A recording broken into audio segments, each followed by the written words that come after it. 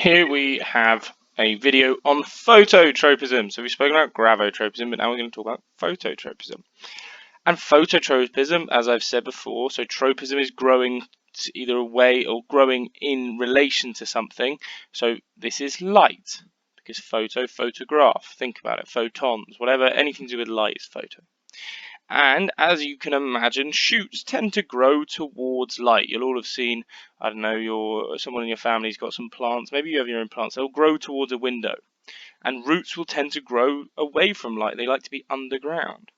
And today in this video, we're going to explain why that happens, how that happens. And it's basically the exact same as gravitropism with a few extra steps. So, if I explain what we've got in front of us, this is a seed in the soil. It's just below the surface and some light getting through the cracks in the soil. That light is going onto the root and the shoot and hitting both of them. I don't want you to think of the root being in a shadow. Just think that the light can get through as well. Otherwise, it won't make loads of sense. But just bear with me. Now, same principle again. You have auxins diffusing backwards from the shoot or root tip to the meristem of those two things. Auxins cause positive growth in the shoot and negative growth or slow the rate of growth in the root. So how does this work? And here's the secret.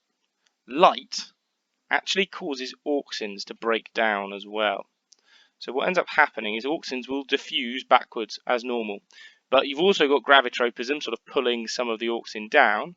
But any that does remain up top,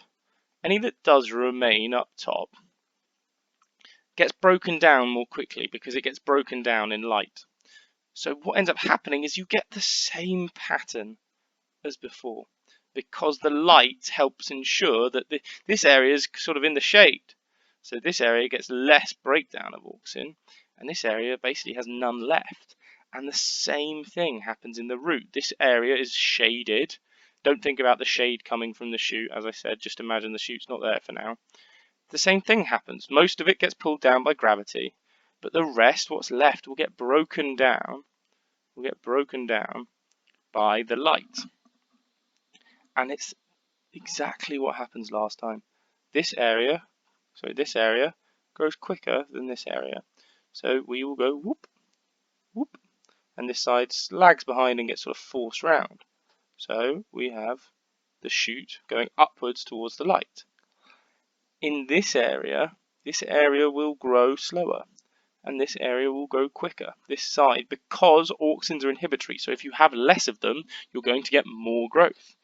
And what will happen is this area will grow quicker and it will start to arch round. And this area will arch round. And you end up getting this. So you've got a reaction to light as you would expect.